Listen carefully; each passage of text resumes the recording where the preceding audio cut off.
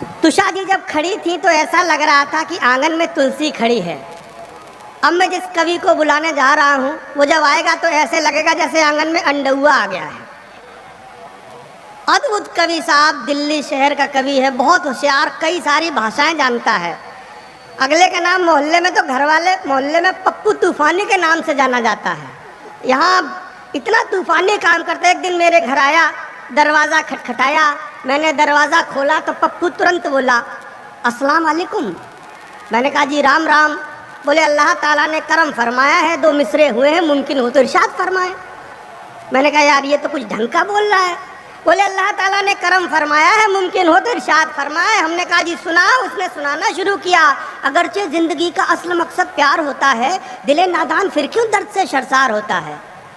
अपनी समझ में एक लाइन नहीं आई, लेकिन मैंने कहा यार पप्पू तू तो उर्दू सीख गया, ऐसा कर यही दो लाइन मुझे रटा दे। मैं वहाँ वृंदावन के कवि सम्मेलन में जाऊँगा, अलवेला जी बैठे होंगे, उनको कविता सुनाऊँगा, उन पर इम्प्रेशन जमाऊँगा कि मुझे भी कई सारी भाषाएँ आती हैं। साहब इसने मुझे सिखा दी। मैंने 3 दिन तक रट्टा मारा। अभी ये होटल में रुके थे, मैं पहुँचा, मैंने दरवाज़ा खटखटाया, अलवेला जी ने दरवाज़ा खोला। मैंने कहा अस्सलाम वालेकुम। अलवेला जी बोले कि वालेकुम अस्सलाम। मैंने कहा अल्लाह ताला ने करम फरमाया है, दो मिसरे हुए हैं, मुमकिन हो तो इरशाद फरमाए। अलवेला जी बोले जी इरशाद। मैंने सुनाना शुरू किया। अगरचे ज़िंदगी का असल मकसद प्यार होता है, दिले नादान फिर क्यों दर्द से शर्मसार होता है। इतना सुनते ही अलवेला जी ने ऐसे चश्मा उतारा, बोले इधर आ, पप्पू तूफानी कब मिला था। मैंने कहा क्यों। बोले बेवकूफ़ यही 2 लाइन तो उसे 15 दिन पहले रटाई थी।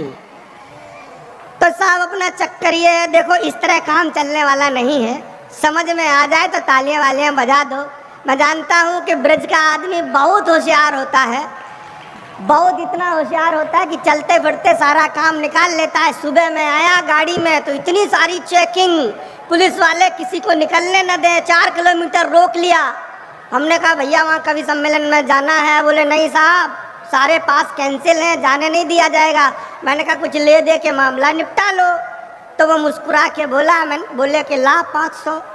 तो साहब 500 का नोट दिया। मैंने कहा लेकिन पुलिस वाले भैया एक बात बताओ, अभी मैं आगे जाऊंगा नाके पर तो दूसरा मिल जाएगा, वो भी झटक लेगा।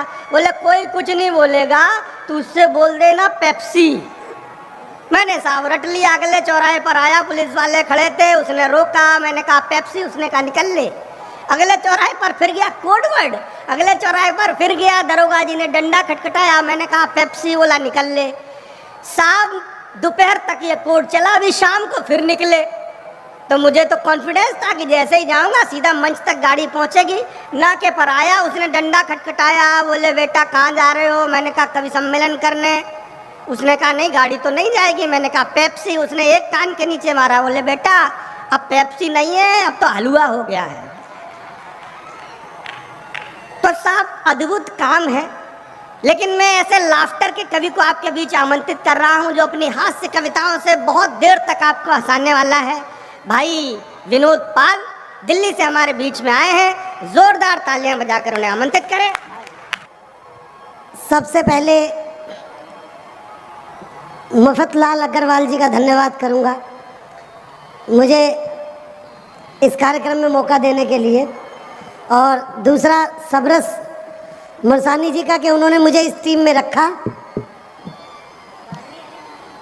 इस तरह का कार्यक्रम जब होता है तो कहीं ना कहीं हमारी संस्कृतियाँ गर्व करती हैं कि कुछ ऐसे पुरोधा ने जन्म लिया है जो हमारी आने वाली संस्कृति को जिंदा रख रही है। मैं चाहता हूँ एक बार इनके सम्मान में जोरदार तालियां बजे। साहब मैं बता रहा था मफतलाल अग्रवाल जी के बारे में। राजस्थान में कई गांव पड़ते हैं, लेकिन एक गांव पड़ता है लकोई। लकोई में वैसे तो न जाने कितने कुएं हैं, लेकिन एक कुआं ऐसा भी पड़ता है जिसमें झुक के नाम लेने पे कुआं जवाब देता है। अच्छा, तो मुझे यकीन नहीं हुआ मनोज भैया, क्या बात है। मैं अमित भाई के साथ उस गांव में गया, मैंने कुएं में झुक के आवाज लगाई विनोद पाल, तो कुएं में से आवाज आई विनोद पाल। अमित शर्मा ने अपना नाम लिया अमित शर्मा, तो कुएं में से आवाज आई अमित शर्मा। मैंने बोला यार अच्छे अच्छे कवियों को मौका देने वाले मफतलाल अग्रवाल जी का नाम लेके देखते हैं कुआं क्या जवाब देता। तो मैंने नाम लिया मफतलाल अग्रवाल जी, तो भाई साहब कुएं में से कोई आवाज नहीं आई।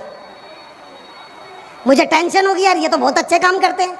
मैंने दोबारा नाम लिया वही जो कवि सम्मेलन करवाते सबरस नाइट, वो मफतलाल अग्रवाल जी।